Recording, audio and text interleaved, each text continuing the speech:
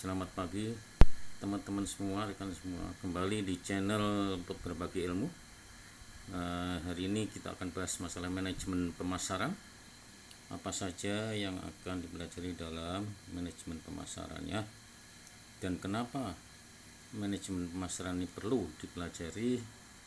Karena pemasaran adalah jantung dari perusahaan ya. Dari semua perusahaan itu tergantung pada pemasarannya. Kalau pemasaran tidak lancar, maka perusahaan akan merugi dan akan kemungkinan tutup ya. Jadi pemasaran adalah sangat-sangat urgent dipelajari untuk kelangsungan hidup perusahaan ya. Jadi dalam manajemen pemasaran apa saja yang dipelajari ya? Kita akan pelajari masalah konsep pemasaran ya, kemudian segmentasi, targeting, positioning, kemudian ada strategi pemasaran, ada organisasi pemasaran, ada kontrol performa pemasaran ya. Kemudian ada contoh-contoh strategi pemasaran ya, dari produk, barang maupun jasa ya, seperti bank dan lain-lain. Jadi saya ulangi bahwa pemasaran kenapa sangat penting, karena pemasaran adalah hal paling utama yang harus kita pelajari ya. Yang menentukan berlangsung hidup matinya perusahaan adalah pemasaran.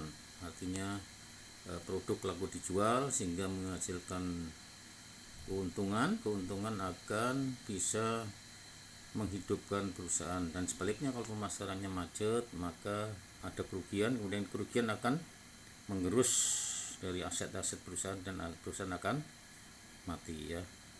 Oke, jadi ini gambarannya perusahaan ya. Suatu perusahaan itu ada konsumen di tengah, terus ada pemasaran, kemudian ada produksi, aspek produksi, finance, SDM, HRD ya. Jadi di luar, jadi posisi pemasaran itu di dalam ya, dan lebih dalam lagi intinya adalah konsumen. Jadi pemasaran adalah intinya konsumen.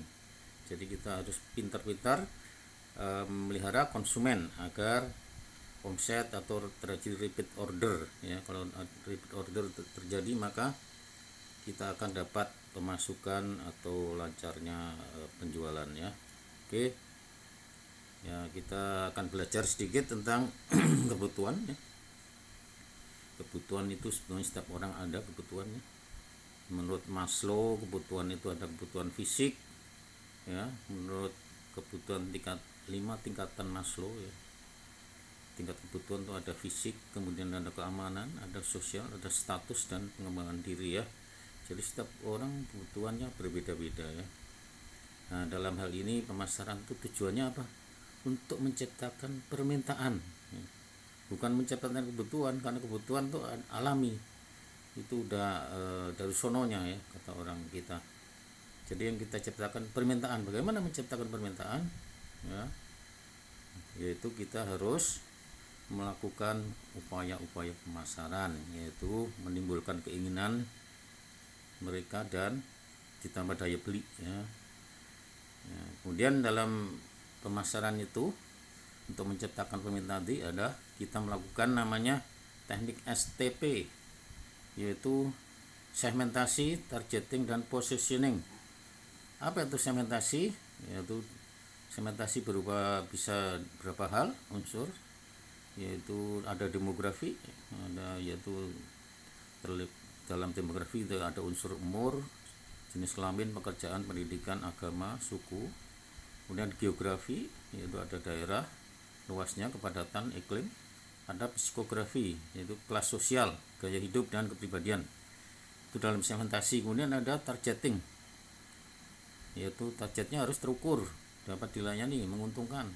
Kemudian terakhir adalah dalam pemasaran adalah positioning, yaitu menempatkan produk kita supaya laku ya.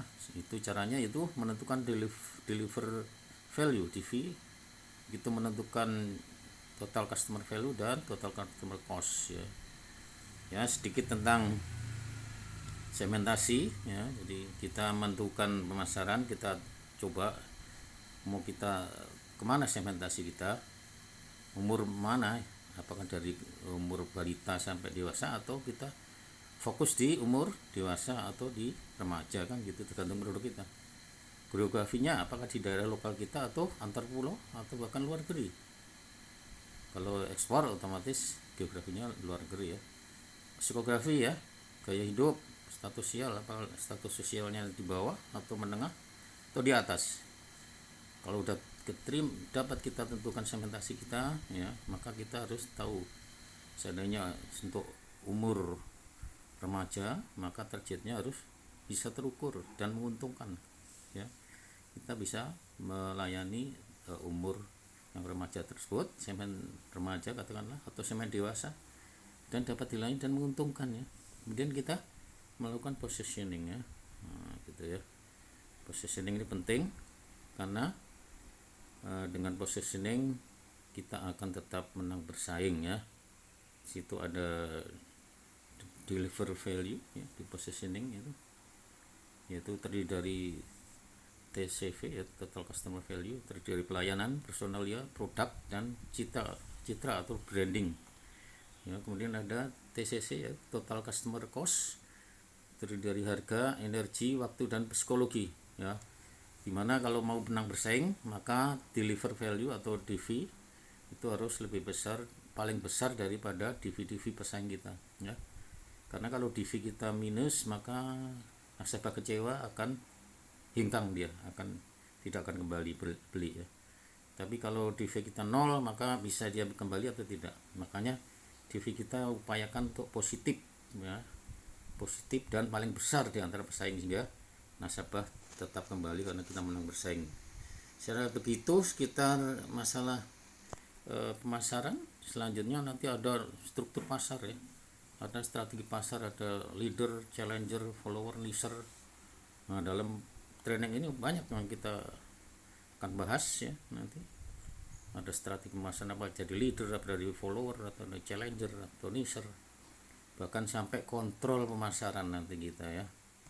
Bagaimana kontrol performa pemasaran ya. Kemudian kita ada kasus-kasus nanti, kasus pemasaran strategi pemasaran di jasa atau di produk, pemasaran produk atau pemasaran jasa, nanti ada kita berikan contoh-contohnya ya, sehingga kita akan menang bersaing. Demikian teman-teman sekalian, sampai jumpa di channel berbagi ilmu. Terima kasih.